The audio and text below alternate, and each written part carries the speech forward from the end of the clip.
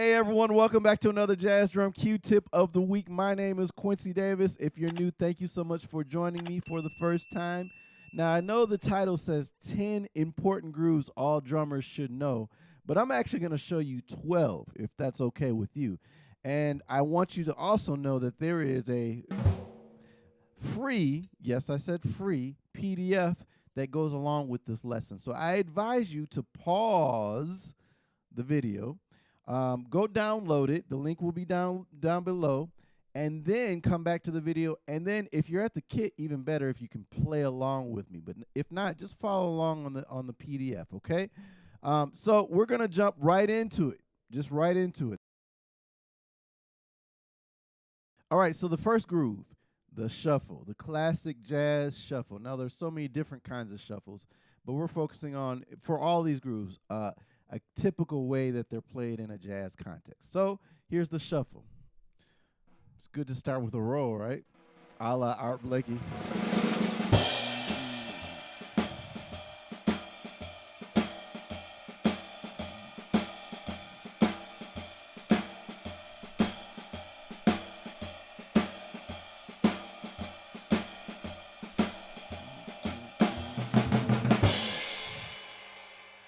The shuffle. All right, and the next groove is the second line groove that, of course, comes from New Orleans. And this is like the mother of all grooves. This is one of the first grooves where the drummer actually played the parts of different drummers that would play together. So instead of there being 3 or 2 different drummers, suddenly they're playing all the parts. So it sounds like this.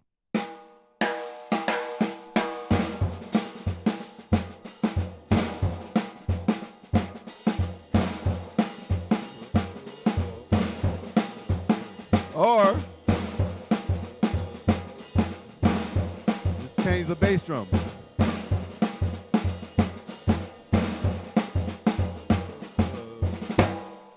So with that groove, notice that there were a couple different variations in the bass drum, and also I was splashing the hi-hats to mimic the coat hanger sound on the crash cymbal on that, which is usually placed on top of the bass drum.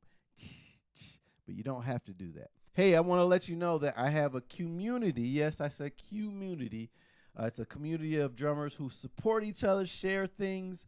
We share listening, and we actually have group sessions, and you get a lot more direct contact with me to ask questions and pick my brains. And actually, I did several lessons with these basic grooves as the topic, where I go deeper with the grooves. We do some listening. I show different variations. So if that interests you, then you got to check it out. The link will be down below. I hope to see you there. All right, the Boogaloo. Boogaloo. This is a groove not a lot of drummers know, not a lot of drummers can play, therefore. But it's a great groove, and of course, Sidewinder is a song that uses this specific groove. Thank you, Billy Higgins. 1, 2.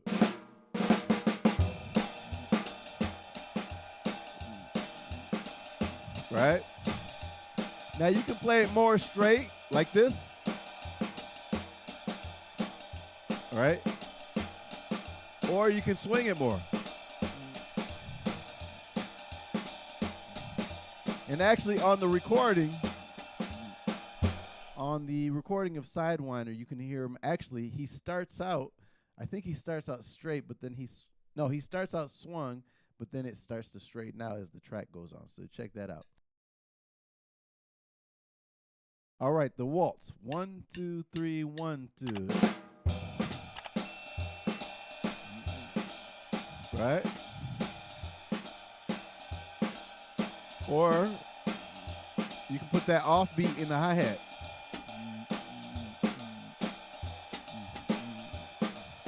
Right?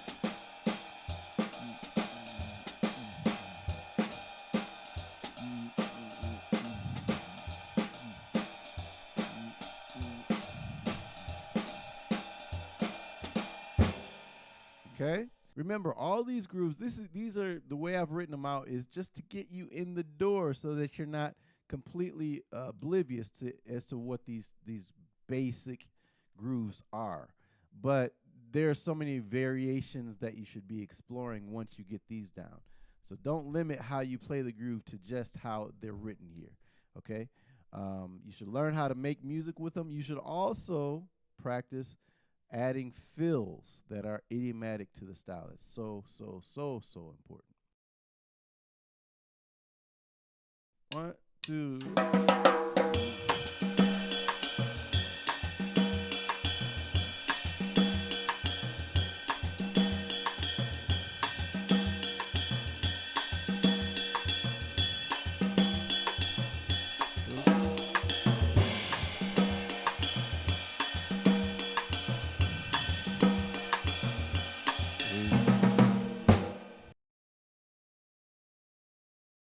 All right, the next groove is the Elvin Jones Afro-Waltz. I like to call it the Afro-Waltz because it kind of combines the more Europeanized waltz with the more Africanized 12/8 feel. So this is the Elvin Jones Afro-Waltz.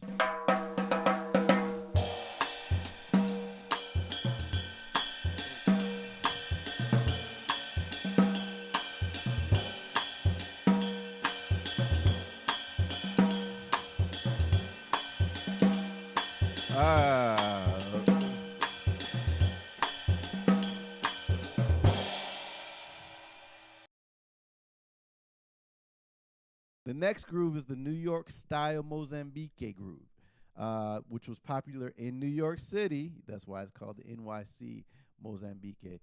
Made popular by the wonderful pianist Eddie Palmieri in the 60s. Here we go. 1, 2.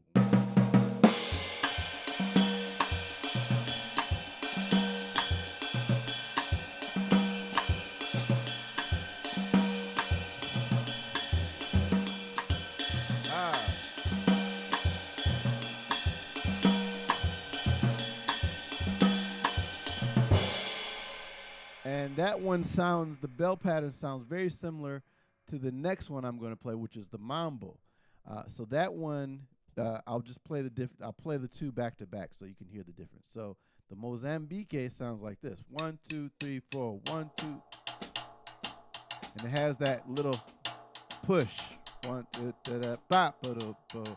Whereas the Mambo sounds like this. It hits on beat 1 of that second measure. Okay? They're easy to confuse. In fact, I probably confused it when I was just playing it. So here's the Afro-Cuban Mambo, right? Think Tito Puente. 1, 2.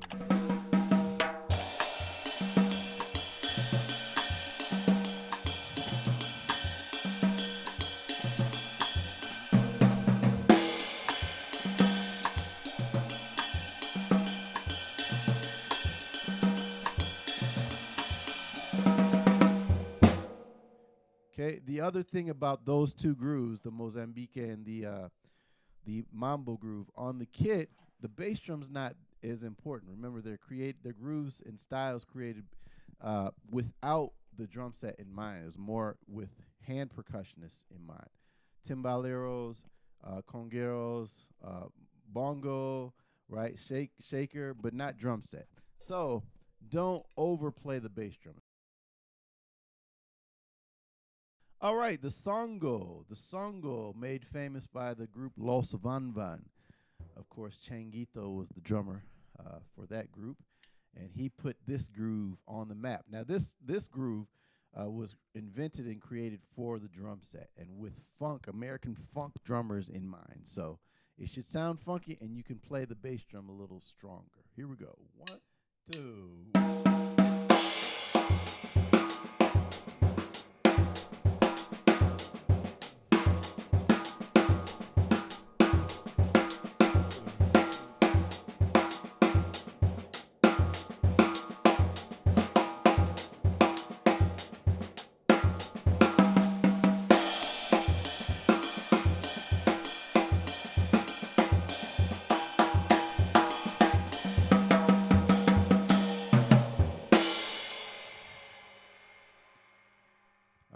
So you probably heard some variations that I played, And that will be something that if you're not already comfortable, once you get comfortable, you will definitely want to explore variations, okay? Let's see here. A couple more to go. I told you not 10, but 12. So we got 3 more to go. The cha-cha, the cha-cha-cha. Here we go. Watermelon Man, right? Mongo Santa Maria. That's a famous cha-cha-cha. Let's see. 1, 2.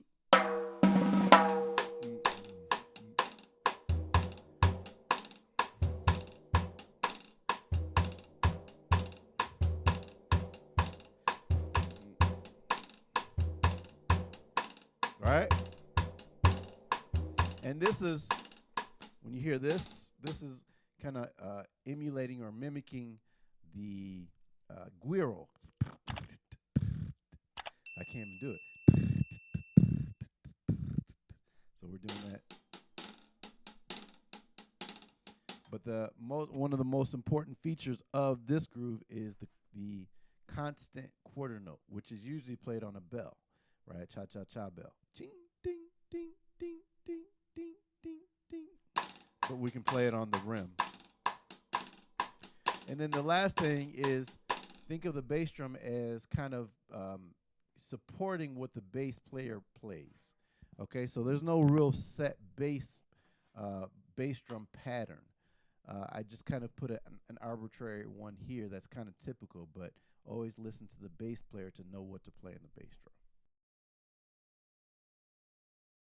All right, the next groove, we're finally in Brazil, one of my favorite countries for sure. And this is the Bossa Nova. In fact, I'm going to play this. It's often played with a brush, right? At least one brush, sometimes 2 brushes. So let's see what that sounds like. 1, 2, 1, 2.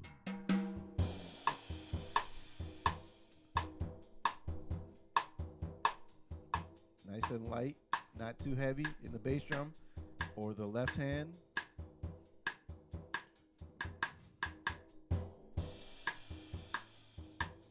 All right.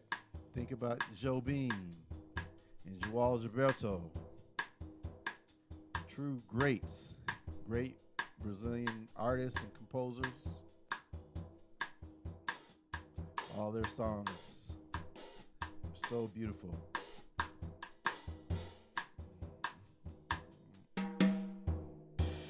Okay, that's the Bossa Nova. Often played in a quieter setting. It's not necessarily meant for dancing, which contrasts this next groove, which is the Samba. Now, this is probably one of the toughest grooves to play on the drums because of this constant double bass drum.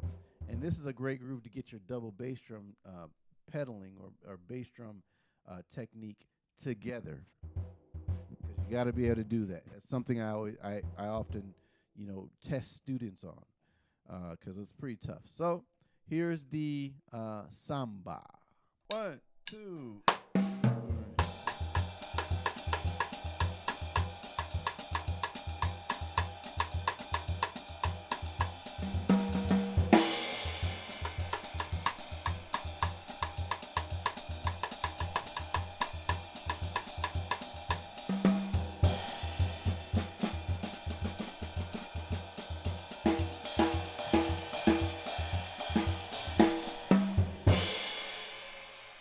All right, and so for that one, again, there's so many different variations. This is a very common left-hand pattern that you'll hear in the tamburo, and then there's of course the surdo.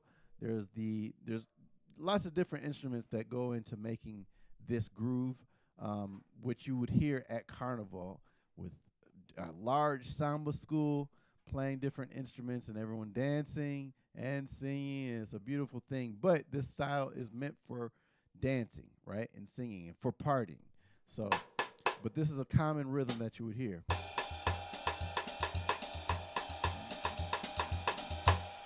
But there's a lot of different variations, and in fact, I encourage you to learn this one as well. I'll play this even though it's not written down.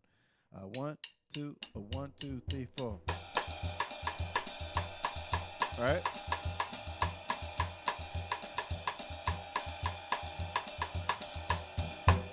That's the partito alto groove. Okay. Well, it's the partito alto rhythm. It's not necessarily the groove, the full-on groove. All right. Have fun with those grooves, and as always, practice hard, but practice smart. Take care. Bye-bye.